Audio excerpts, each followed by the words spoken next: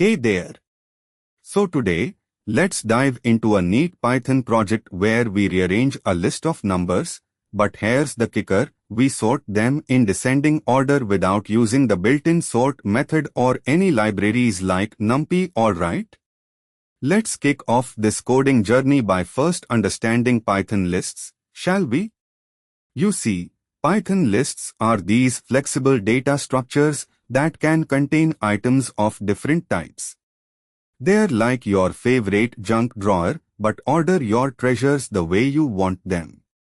And sorting is like organizing those jewels by value or size, a skill every developer should have up their sleeve, don't you think?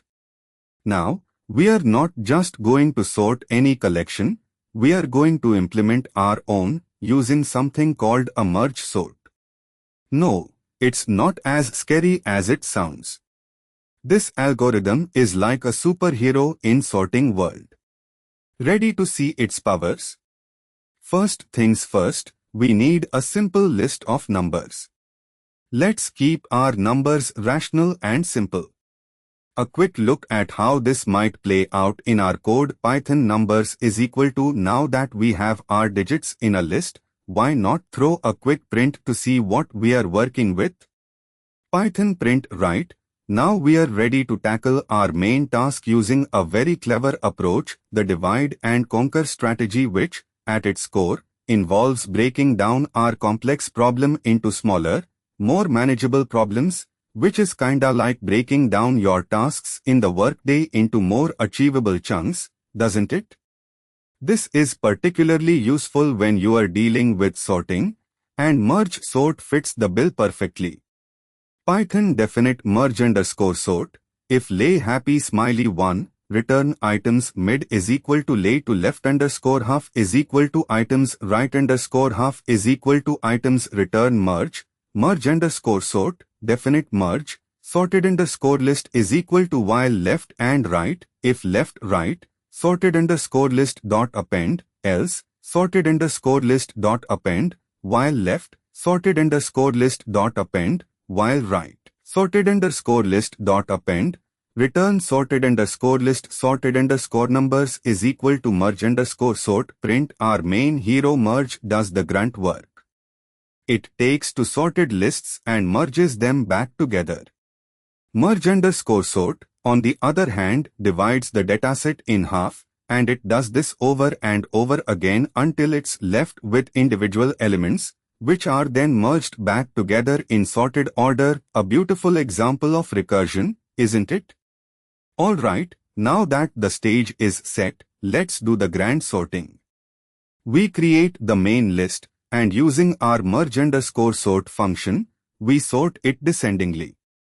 Here's what that looks like in code. Python sorted underscore numbers is equal to merge underscore sort print, and voila. You've got yourself a neat, descending sorted list of numbers without using the built-in sort function or any helpers like NumPy or heapq. But wait, we are not done yet. I've got some even bigger challenges for you, and I believe they'll get your creative gears grinding. Here you go. 1. Refactor our list of numbers to sort only the prime ones in descending order. Prime numbers are like the unicorns of the number world, unique and hard to distinguish, but a great exercise to improve your recursive problem-solving skills. 2. What if our list was already sorted? The beauty and strength of our merge sort shines here as well. Time complexity in this case is a constant, meaning merge sort is equally efficient whether our list is sorted or as unruly as a bed of nails. 3. How about dealing with non-numeric items in our list? A challenging, yet fun way to extend the capabilities of our merge sort, testing your coding agility. Every time you solve these puzzles, you are getting stronger and a step closer to being a coding master, like my next big thing. And as always, you can visit neeraj.qzz.io for more intriguing Python projects and to subscribe to TechLab. Who knows, you might even learn a thing or two about coding techniques used by industry titans.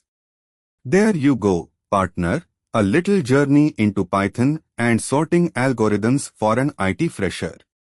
Remember, coding is a language, and learning it with a good friend like me is not as tricky as it seems.